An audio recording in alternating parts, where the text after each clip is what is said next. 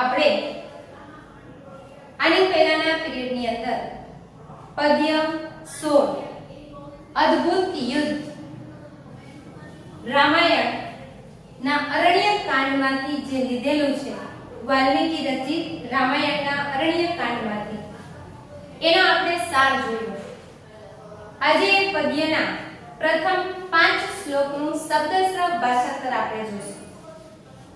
જટાયુ અને રાવણ વચ્ચેના યુદ્ધની વાત આ પદ્યની અંદર કરવામાં આવી છે. એમાં જે પહેલો શ્લોક છે એ જટાયુના વિશેષણો આપેલા છે. એમાં આપણે જોઈએ તતઃ પછી પર્વત શૃંગાભ, પર્વતોના શિખરોની શોભા વાળો. પર્વતોના શિખરોની શોભા વાળો આ શબ્દ સાંભળીને તમને સમાસ યાદ આવી ગયો હશે કે કયો સમાસ થાય? બહુવ્રીહી સમાસ. જે પર્વતોના શિખરોની શોભા વધારે છે તેવો જટાયુ. પછી પર્વતોના શિખરોની શોભા વાળો તીક્ષ્ણ તુંડ, ધારદાર ચાંચ વાળો. શબ્દ સાંભળી અને છેલ્લે આપણે જે સરળ ટ્રીક અપનાવેલી છે કે વાળો વાળી વાળા જેવા શબ્દો પાછળ આવે તો બહુવ્રીહી સમાસ થાય. કોઈ નિયમ નથી, પણ આપણી સરળતા માટે આપણે યાદ રાખ્યું છે કે ધારદાર ચાંચ વાળો, તો એમાં પણ બહુવ્રીહી સમાસ. જેની અંદર શબ્દ સમૂહ જ બનતો હોય કે જેની ચાંચ ધારદાર છે તેવો. એવો કોણ? તો કે જટાયુ. પછી પર્વતોના શિખરોની શોભા વાળો, ધારદાર ચાંચ વાળો, ખગોતમા. ખગોતમા એટલે પક્ષીઓમાં ઉત્તમ. ખગ એટલે પક્ષી અને ઉત્તમ એટલે ઉત્તમ. આ બે શબ્દોને માં પ્રત્યેથી જોડવામાં આવે કે પક્ષીઓમાં ઉત્તમ. વચ્ચે માં પર ઉપર જેવા શબ્દો આવે ત્યારે સપ્તમી તત્પુરુષ સમાસ બને. તો ખગોતમા સપ્તમી તત્પુરુષ સમાસનો શબ્દ છે. પર્વતોના શિખરોની શોભા વાળો, ધારદાર ચાંચ વાળો, પક્ષીઓમાં ઉત્તમ.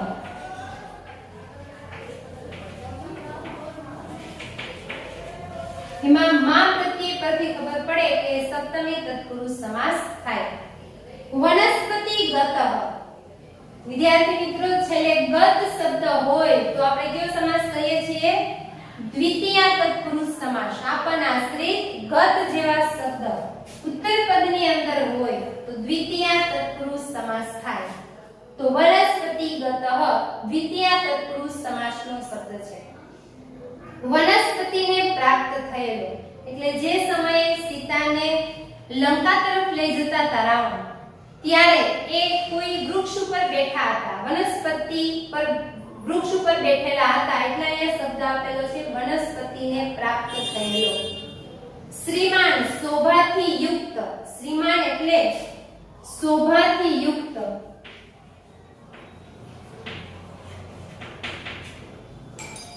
જટાયુ. આ શ્લોકની અંદર જટાયુ માટે કોઈ શબ્દ આપેલો નથી, પણ આપણે કૌંસમાં લઈ લેશું જટાયુ. શુભામ. શુભામ એટલે કલ્યાણકારી. ગીરા એટલે વાણી. કલ્યાણકારી વાણી. ગીરાનો અર્થ થાય વાણી. કલ્યાણકારી વાણી. વ્યાજહર એટલે બોલ્યો. પછી પર્વતોના શિખરોની શોભા વાળો, ધારદાર ચાંચ વાળો, પક્ષીઓમાં ઉત્તમ, વનસ્પતિને પ્રાપ્ત થયેલો, શોભાથી યુક્ત જટાયુ. કૌંસમાં લેવાનું જટાયુ. કલ્યાણકારી વાણી બોલ્યો. જ્યારે રાવણ સીતાને લઈ જાય છે અને જટાયુ જુએ છે તો જટાયુ રાવણ પાસે આવી અને જે કાંઈ વચનો બોલે છે એને સમજાવે છે. એ અહીંયા પહેલા શ્લોકની અંદર જટાયુના વિશેષણો અને બીજી લીટીમાં કહ્યું છે કે કલ્યાણકારી વાણી બોલ્યો. કોને કહેવા માટે? રાવણને કહેવા માટે. પછી પર્વતોના શિખરોની શોભા વાળો, ધારદાર ચાંચ વાળો, પક્ષીઓમાં ઉત્તમ, વનસ્પતિને પ્રાપ્ત થયેલો, શોભાથી યુક્ત જટાયુ શુભમ એટલે કલ્યાણકારી, ગિરામ એટલે વાણી, વ્યાજહર એટલે બોલ્યો, કલ્યાણકારી વાણી બોલ્યો. તતઃ એટલે પછી, પર્વત શૃંગાભ એટલે પર્વતોના શિખરોની શોભા વાળો, તીક્ષ્ણ તુંડ ધારદાર ચાંચ વાળો, ખગોતમા પક્ષીઓમાં ઉત્તમ, વનસ્પતિ ગતઃ વનસ્પતિને પ્રાપ્ત થયેલો, શ્રીમાન શોભાથી યુક્ત જટાયુ, શુભમ એટલે કલ્યાણકારી, ગિરામ એટલે વાણી, વ્યાજહર એટલે બોલ્યો, કલ્યાણકારી વાણી બોલ્યો. હવે બીજો, ત્રીજો અને ચોથો જે શ્લોક છે એની અંદર જે કઈ જટાયુ રાવણને કહેવા માટે બોલે છે એ આ ત્રણેય શ્લોકની અંદર જટાયુના જ શબ્દો છે અને રાવણને કહે છે. હવે બીજા શ્લોકની અંદર જટાયુ રાવણને એમ કહે છે, યત જે, યતનું ગુજરાતી થાય જે, કૃત્વા કરીને, કૃત્વા પ્રત્યે, ત્વાત્યય સંબંધ ભૂતકૃદન, જે કરીને, ધર્મો ધર્મ ન ભવે ન થાય, જે કરીને ધર્મ ન થાય. હવે ત એમાં ઈત પ્રત્યય છે, ઈત પ્રત્યય એટલે દ નો ત થઈ જાય. ઈત પ્રત્યય વિદ્યત કાળ અન્ય પુરુષ એકવચનની અંદર આવે તો ભવે વિદ્યત અન્ય પુરુષ એકવચનનું રૂપ છે. ઇયમ ઇવ ઇમ, ઇસ ઇતમ ઇત, ઇત ઇતામ ઇયુઃ. જે કરીને ધર્મ ન થાય એટલે રાવણ જે કાર્ય કરી રહ્યો છે એ કોઈ ધર્મનું કાર્ય હતું નહીં. એટલે એને સમજાવે છે કે જે કરીને ધર્મ ન થાય,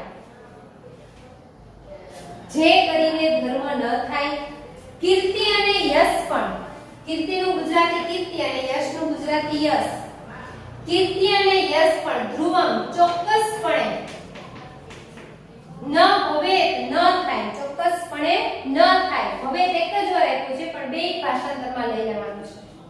જે કરીને ધર્મ ન થાય, કીર્તિ અને યશ પણ ચોક્કસપણે ન થાય એટલે રાવણ જે કાર્ય કરી રહ્યું છે એ કાર્યથી એને યશ ન મળે, એને કીર્તિ મળે નહીં. એટલે જટાયુ એને સમજાવે છે કે જે કરીને ધર્મ ન થાય, કીર્તિ અને યશ પણ ચોક્કસપણે ન થાય, શરીરસ્ય શરીરને પણ, ભવે ખેદઃ ખેદઃ એટલે દુઃખ, શરીરને પણ દુઃખ, ભવેત એટલે થાય. અહીંયા આપેલું હતું ન ભવેત એટલે ન થાય, અહીંયા ન ભવેત નથી, અહીંયા માત્ર ભવેત જ છે. ભવેત એટલે થાય. એમાં પણ ઈત પ્રત્યય વિદ્યત કાળ અન્ય પુરુષ એકવચન, શરીરને પણ દુઃખ થાય, તત તેવું કર્મઃ કર્મ, કહ કહ એટલે કોણ અને સમાચરે ત એટલે કરે, તેવું કર્મ કોણ કરે. જે કરીને ધર્મ ન થાય, કીર્તિ અને યશ પણ ચોક્કસપણે ન થાય, શરીરને પણ દુઃખ થાય તેવું કર્મ કોણ કરે. અહીંયા સંધિ છૂટી પડે, કહ પ્લસ તત.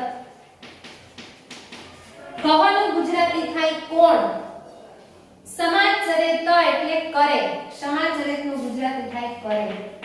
આમાં પણ ઈત પ્રત્યય છે. ઈત વિદ્યત કાળ અન્ય પુરુષ એકવચન, જે કરીને ધર્મ ન થાય, કીર્તિ અને યશ પણ ચોક્કસપણે ન થાય, શરીરને પણ દુઃખ થાય, ખેદઃ એટલે દુઃખ, ભવેત એટલે થાય, શરીરને પણ દુઃખ થાય, તત તેવું કર્મઃ કર્મ, કહો સમાચરેત કોણ કરે, તેવું કર્મ કોણ કરે. જટાયુ છે રાવણને સમજાવે છે. બે શ્લોક ફરીથી જોઈએ.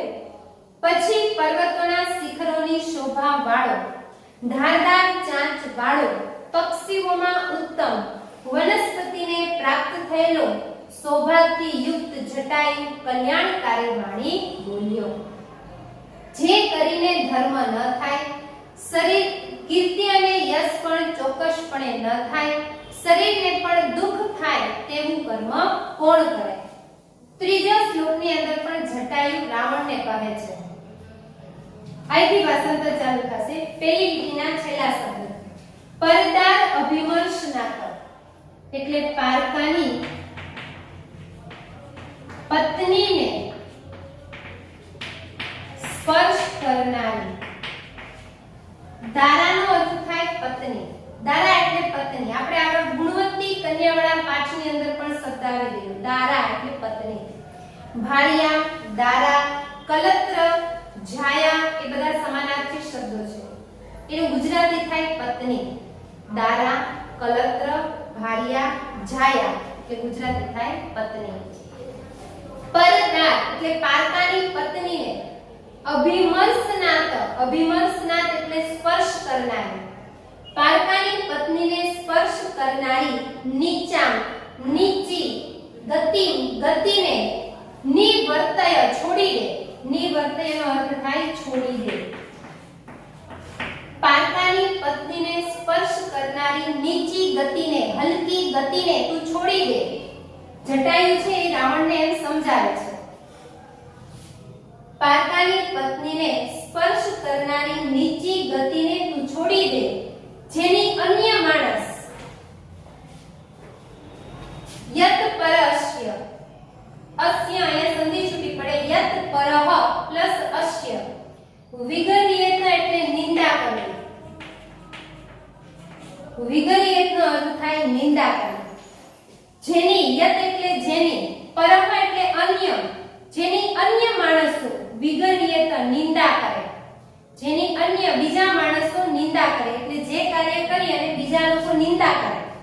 જેની અન્ય માણસો નિંદા કરે. તત તેવું, તત એટલે તેવું, તે ધીરહ ધૈર્યશીલ પુરુષે, તે ધીરહ એટલે ધૈર્યશીલ પુરુષ, તે ધૈર્યશીલ પુરુષે ન સમાચરેત ન કરવું જોઈએ. જેની બીજા માણસો નિંદા કરે તે ધૈર્યશીલ પુરુષે ન કરવું જોઈએ. જે કાર્ય કરી અને અન્ય લોકો નિંદા કરે એવું કાર્ય ધૈર્યવાન પુરુષે કરવું જોઈએ નહીં. જટાયુ રાવણને સમજાવે છે. પારકાની પત્નીને સ્પર્શ કરનારી નીચી ગતિને નિવર્તય છોડી દે. નિવર્તય કયો કાળ છે? આજ્ઞા છે. છોડી દેવાની આજ્ઞા કરે છે. જટાયુ છે રાવણને એ કાર્ય છોડી દેવાની શું કરે છે? આજ્ઞા કરે છે. અને જટાયુ એ ઉત્તમ પુરુષ કહેવાય કારણ કે એ બોલે છે. રાવણ મધ્યમ પુરુષ કહેવાય, એ સાંભળે છે. તો આ નિવર્તય મધ્યમ પુરુષ એકવચનનો પ્રત્યય. આજ્ઞાની અંદર મધ્યમ પુરુષ એકવચનમાં કોઈ પ્રત્યય જ નથી. આની આવા નથી તમ ત, નથી એટલે કોઈ પ્રત્યય છે નહીં. નથી તમ ત તું તામ અંતુ. તો નથી એટલે કે આજ્ઞાત મધ્યમ પુરુષ એકવચનનું આ રૂપ છે નિવર્તય. ય છે એ ગણ છે, પાછળ કોઈ પ્રત્યય આપેલો છે નહીં. પારકાની પત્નીને સ્પર્શ કરનારી નીચી ગતિને તું છોડી દે. જેની યત પરસ્ય, જેની અન્ય માણસો વિગર્યત, વિગર્યત એટલે નિંદા કરે, જેની અન્ય માણસો નિંદા કરે. તત તે ધીરહ ધૈર્યશીલ પુરુષે ન સમાચરેત ન કરવું જોઈએ. તે ધૈર્યશીલ પુરુષે ન કરવું જોઈએ. બીજો અને ત્રીજો શ્લોક ફરી જોઈ લઈએ. યત જે કૃત્વા કરીને, જે કરીને ધર્મ ન ભવે, ધર્મ ન થાય, જે કરીને ધર્મ ન થાય. કીર્તિ યશો, કીર્તિ અને યશ પણ ધ્રુવમ ચોક્કસપણે ન ભવે ન થાય. કીર્તિ અને યશ પણ ચોક્કસપણે ન થાય. શરીરસ્ય, શરીરને પણ ખેદઃ દુઃખ ભવે એટલે થાય, શરીરને પણ દુઃખ થાય. તત તે કર્મ, કર્મ કહ સમાચરેત કોણ કરે, તે કર્મ કોણ કરે. ત્રીજો શ્લોક. પરદાર અભિમર્શનાથ, પારકાની પત્નીને સ્પર્શ કરનાર નીચી ગતિને નિવર્તય છોડી દે. પારકાની પત્નીને સ્પર્શ કરનારી નીચી ગતિને તું છોડી દે. યત પરાશ્ય, જેની અન્ય માણસો વિગર્યત નિંદા કરે, જેની અન્ય માણસો નિંદા કરે. તત તે ધીરહ ધૈર્યશીલ પુરુષે ન સમાચરેત ન કરવું જોઈએ. ચોથા શ્લોકની અંદર પણ જટાયુ છે એ રાવણને સમજાવે છે. કહે છે અહમ વૃદ્ધ, હું વૃદ્ધ છું. જટાયુ કહે છે કે હું વૃદ્ધ છું. ત્વમ તું યુવાન, યુવાન છે. ધનવી ધનુષ્ય વાળો છે.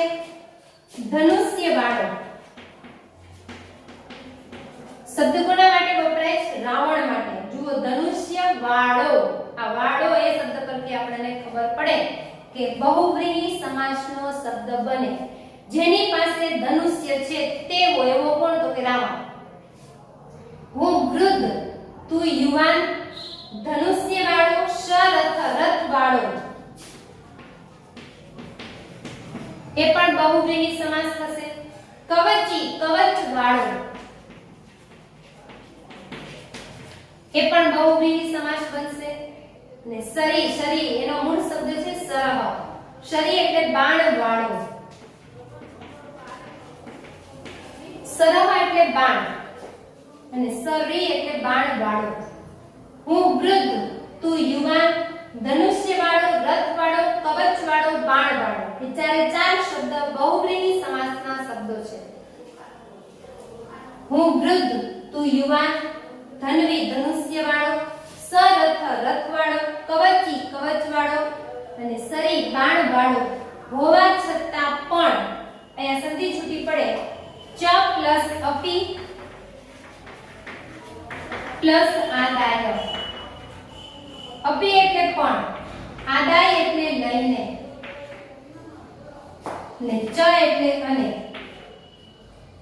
હું વૃદ્ધ, તું યુવાન, ધનુષ્ય વાળો, રથ વાળો, કવચ વાળો, બાણ વાળો હોવા છતાં પણ, અપી એટલે પણ, હોવા છતાં પણ વૈદેહી, વૈદેહી રે, વૈદેહી એટલે કે સીતાને, વિદેહ રાજાની પુત્રી હોવાથી વૈદેહી તરીકે પણ ઓળખાય છે. વૈદેહીને મેં મારી પાસેથી, મેનું ગુજરાતી થાય મારી પાસેથી, વૈદેહીને મારી પાસેથી, કુશલી એટલે કુશળતાપૂર્વક અથવા હેમખેમ,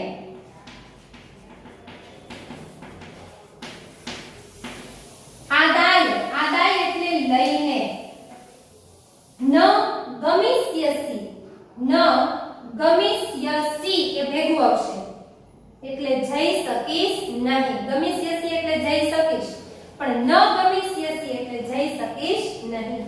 ન ગમિષ્યસી જઈ શકીશ નહીં. ગમિષ્યસી પ્રત્યે ભવિષ્યકાળ મધ્યમ પુરુષ એકવચન. મી વહ સી ભવિષ્યકાળ છે કારણ કે વચ્ચે સ્ય છે. વૈદેહીને મારી પાસેથી કુશળતાપૂર્વક લઈને જઈ શકીશ નહીં. વૈદેહીને મેં એટલે મારી પાસેથી કુશલી કુશળતાપૂર્વક આદાય લઈને ન ગમિષ્યસી જઈ શકીશ નહીં. અપી એટલે પણ, અપીનું ગુજરાતી થાય પણ. હું વૃદ્ધ, તું યુવાન, ધનુષ્ય વાળો, રથ વાળો, કવચ વાળો, બાણ વાળો, અપી હોવા છતાં પણ તું વૈદેહીને મારી પાસેથી કુશળતાપૂર્વક લઈને જઈ શકીશ નહીં. એટલે જટાયુ એમ કહે છે કે હું તો વૃદ્ધ છું અને તું તો યુવાન છે, તારી પાસે ધનુષ્ય છે, રથ છે, કવચ છે, બાણ છે, તેમ છતાં પણ હું તારી સાથે યુદ્ધ કરીશ, હું તને સીતાને લઈ જવા દઈશ નહીં. પાંચમા શ્લોકની અંદર હવે જટાયુ આ ત્રણેય શ્લોકમાં જે કંઈ બોલે છે એ બધું સાંભળી ને પાંચમા શ્લોકમાં રાવણના વિશેષણો છે કે રાવણ છે એ કેવો બની જાય છે જટાયુના શબ્દો સાંભળીને. ઇતિ યુક્ત એમ કહીને, ઇતિ યુક્ત એટલે એમ કહીને એટલે આ ઉપરના ત્રણેય શ્લોક સાંભળીને. ક્રોધ તામ્ર અક્ષ, ક્રોધના કારણે તાંબા જેવી, તામ્ર એટલે તાંબુ, જે તાંબાના વાસણ હોય કે એકદમ લાલ હોય, પિત્તળના હોય તો પીળા હોય અને તાંબાના વાસણ જોયા હોય તો તાંબાના લાલ હોય. એ તાંબાના વાસણ જેવી એની આંખો એકદમ લાલ બની ગઈ છે એના જેવી. ક્રોધના કારણે તાંબા જેવી. અક્ષ, અક્ષ એટલે આંખ, તામ્ર એટલે તાંબુ. ક્રોધના કારણે તાંબા જેવી લાલ આંખો વાળો શબ્દ કોના માટે વપરાય છે? રાવણ માટે, કે જેની આંખ ક્રોધના કારણે તાંબા જેવી લાલ થઈ ગઈ છે એવો કોણ? તો કે રાવણ. બહુવ્રીહી સમાસનો શબ્દ થશે. ક્રોધના કારણે તાંબા જેવી લાલ આંખો વાળો.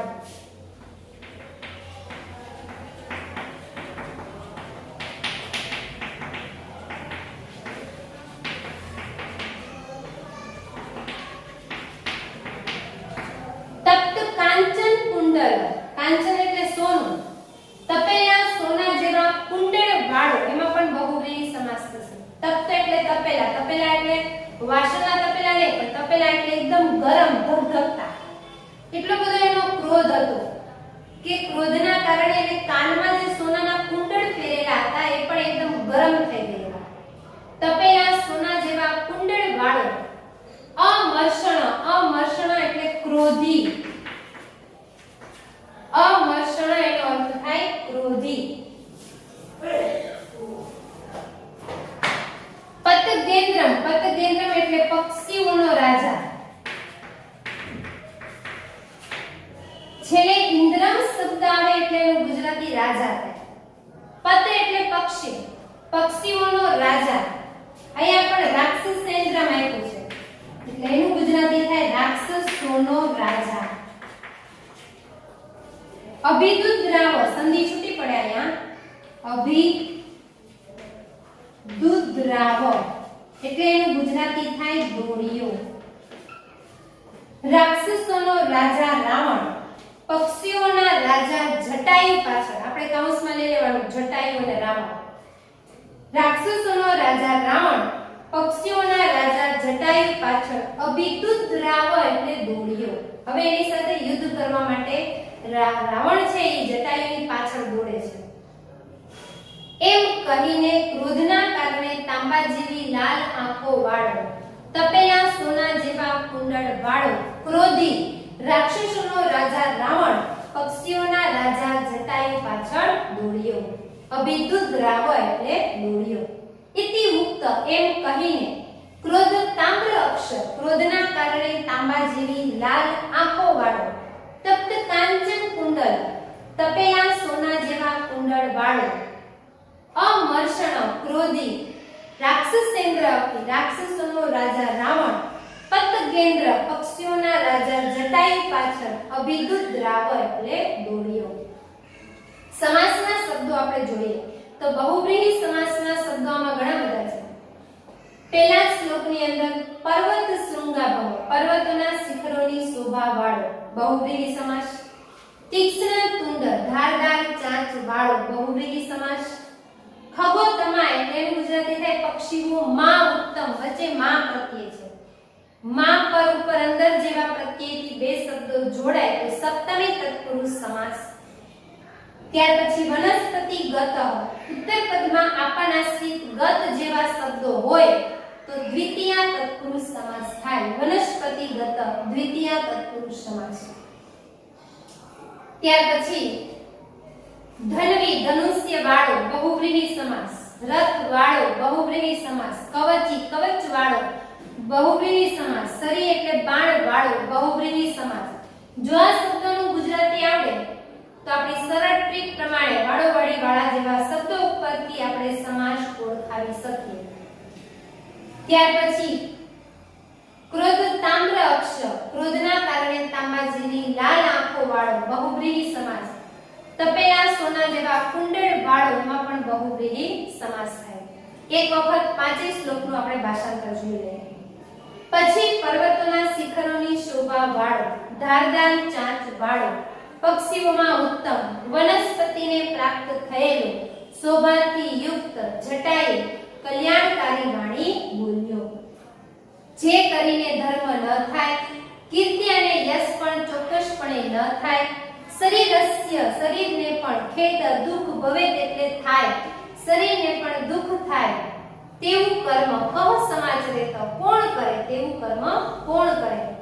ત્રીજો શ્લોક પરદાર અભિમર્શનાથ, પારકાની પત્નીને સ્પર્શ કરનારી, નીચા નીચી, ગતિમ ગતિને, નિવર્તય છોડી દે, યત પરસ્ય જેની બીજા માણસો, વિગર્યત નિંદા કરે, જેની બીજા માણસો નિંદા કરે, તત તે, વિરહ ધૈર્યશીલ પુરુષે ન સમાચરેત ન કરવું જોઈએ, તે ધૈર્યશીલ પુરુષે ન કરવું જોઈએ.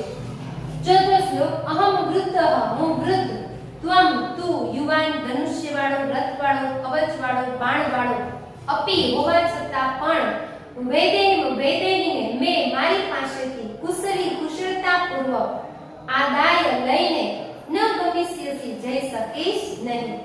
વેદેહીને મારી પાસેથી કુશળતા પૂર્વક લઈને જઈ શકીશ નહીં. પાંચમો શ્લોક એમ કહીને ક્રોધ તામ્ર અક્ષ, ક્રોધના કારણે લાલ આંખો વાળો તપ્ત કાંચન કુંડલ તપેલા સોના જેવા કુંડળ વાળો અમર્ષણ ક્રોધી રાક્ષસેન્દ્ર અપી રાક્ષસોનો રાજા રાવણ પતગેન્દ્ર પક્ષીઓના રાજા જટાયુ પાછળ અભિદુત રાવર એટલે દોડ્યો. તો વિદ્યાર્થી મિત્રો આ 5 શ્લોકનું આપણે શબ્દશઃ ભાષાંતર જોયું. તો આ 5 શ્લોકનું તમે પણ શબ્દશઃ ભાષાંતર તૈયાર કરી અને તૈયાર થઈ જાય પછી જોયા વગર લખી લેવાનું, જેથી કરીને લખવાની પણ સાથે પ્રેક્ટિસ થાય. સમાસના શબ્દો કૃદંત હોય તો કૃદંત, કાળ હોય તો કાળ, વિભક્તિ આ વ્યાકરણ સાથે તૈયારી કરતી જવી. તો આ 5 શ્લોકનું આપણે ભાષાંતર આજે જોઈ ગયા, જેની તમે તૈયારી કરી લેશો અને ફરી પાછા એ પછીના જે 5 શ્લોક છે એ આપણે આના પછીના પીરિયડની અંદર જોશું. ફરી મળીશું આપણે આના પછીના બીજા 5 શ્લોક સાથે. અસ્તુ જય હિન્દ.